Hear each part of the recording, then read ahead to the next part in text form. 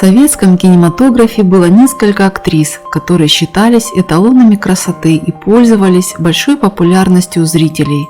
Их внешность, харизма и талант оставили заметный след в истории кино. В них была влюблена вся страна. Кто же они, самые красивые советские актрисы? Элина Быстрицкая. Где уже красивая. После роли Аксиньи в «Тихом доне» ее называли самой красивой женщиной страны.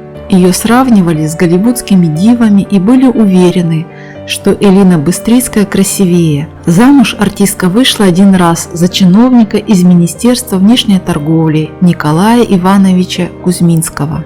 Она надеялась стать мамой, хоть ей и было уже за 30, но родить так и не смогла.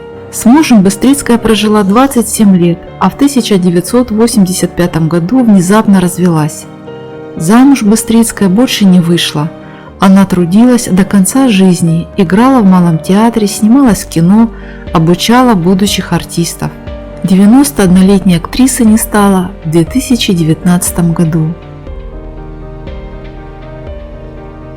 Анастасия Вертинская. Вы так говорите, как будто мы с вами очень давно знакомы. В детстве мечтала стать балериной, но ее не взяли в училище. Для балета она оказалась слишком крупной. Зато для кино Вертинская оказалась в самый раз. Ее первым мужем стал Никита Михалков. У них родился сын Степан, но брак продлился лишь 4 года. В интервью она всегда говорит, что у нее был только один супруг – Михалков. После него у нее были отношения с Александром Градским и долгий роман с Олегом Ефремовым. Ирина Алферова. Могу ли я вам доверить судьбу королевы и мою жизнь? Констанция в «Трех мушкетерах», Даша в «Хождении по мукам». Она встретила свою судьбу в Ленкоме, познакомившись там с Александром Абдуловым. К тому моменту у Ирины уже была дочка Ксения от брака с болгарским дипломатом Бойко Гюровым. Но Абдулов принял девочку как родную, и все вокруг считали, что она его дочь. И сама Ксения так думала до 16 лет. Татьяна Самойлова. Со мной? Ну, давай переговорим.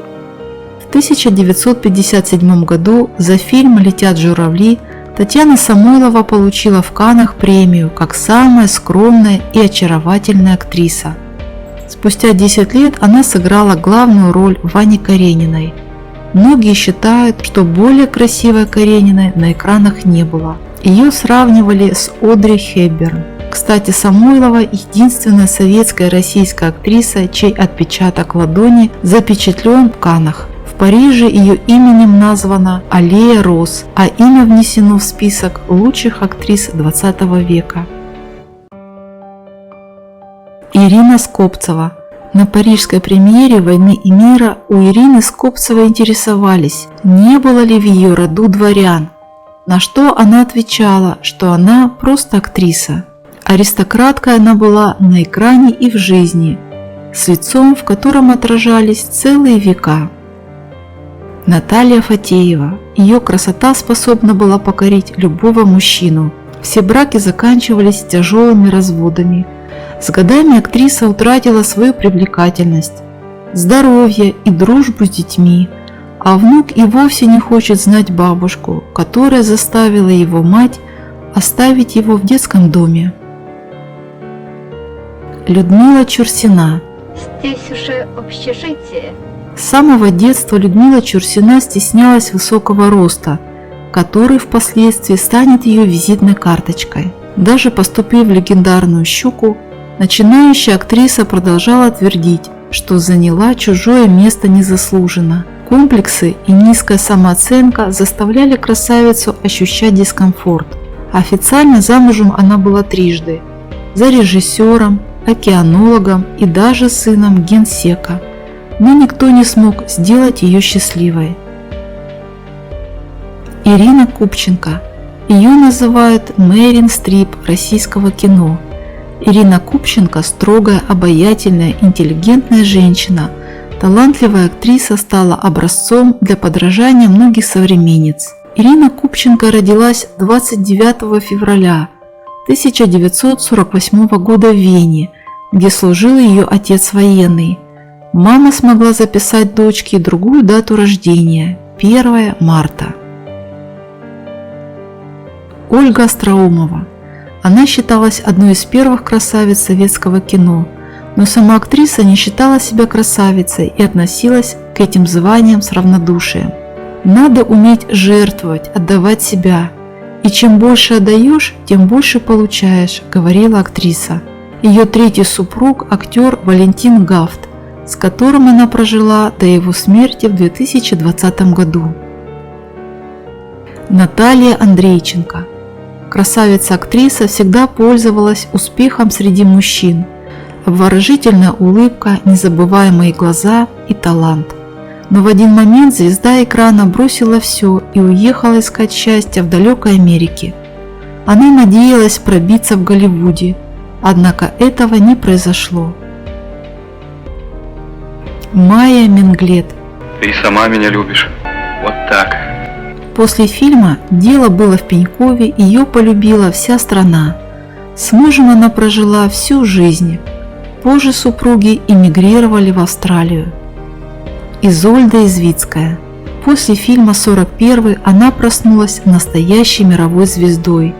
Ее фотографии печатали за границей, о ней писали европейские журналы. Поклонники со всего мира сходили по ней с ума. Изольда Извицкая умерла 1 марта 1971 года в Москве. Тело обнаружили в ее квартире примерно через неделю после смерти. Причиной назвали сердечно-сосудистую недостаточность, которая стала следствием крайнего истощения организма из-за длительного голодания на фоне хронического алкоголизма. Похоронили актрису на Востряковском кладбище. Ей было всего 38 лет. Алла Ларионова. После фильма «Садко» актрису узнали даже за границей, а потом началась история любви, о которой говорил весь Советский Союз. Николай Рыбников любил ее всю жизнь. Татьяна Пелецкая. Не понимаю, что он в ней нашел? Наверное, человек. После фильма «Разные судьбы» ее красотой восхищались миллионы. Сейчас Татьяне Пелецкой 97 лет. И это настоящее чудо – дожить до таких лет. Пожелаем ей счастья и здоровья. Людмила Хитяева. Настоящая русская красавица. Известность с ней пришла после фильма «Екатерина Воронина». А после «Тихого дона» ее полюбила вся страна. Сейчас актрисе 95 лет. В редких интервью она никогда ни на что не жалуется и с благодарностью вспоминает свою карьеру.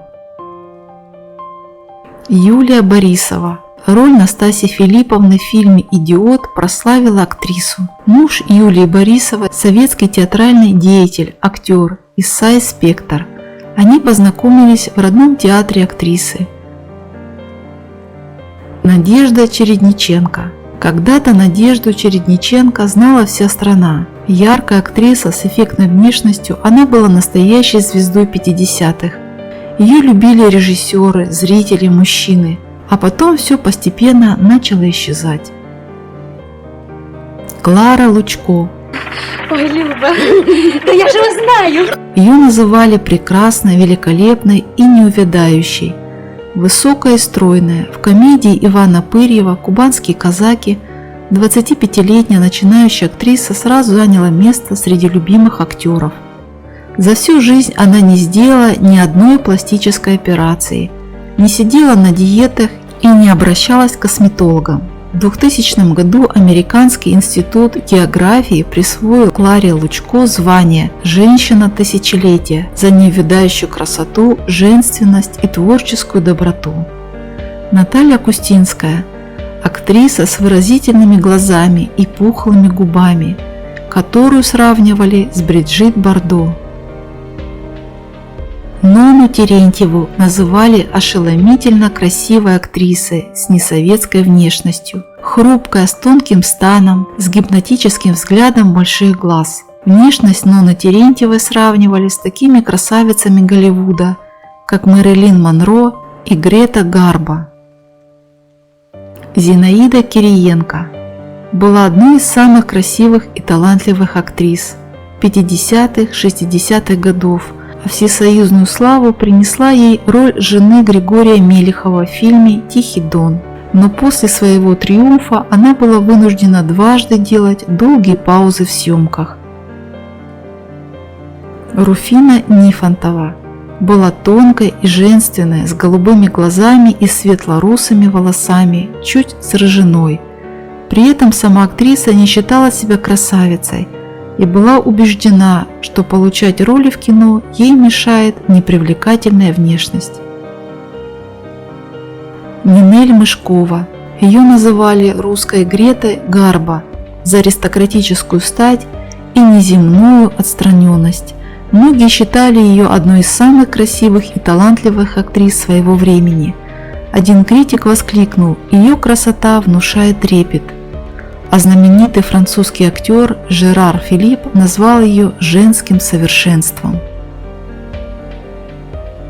Ольга Бакланова. Белокурые волосы, огромные глаза, горделивый профиль, точеные черты лица, чувственная родинка над верхней губой.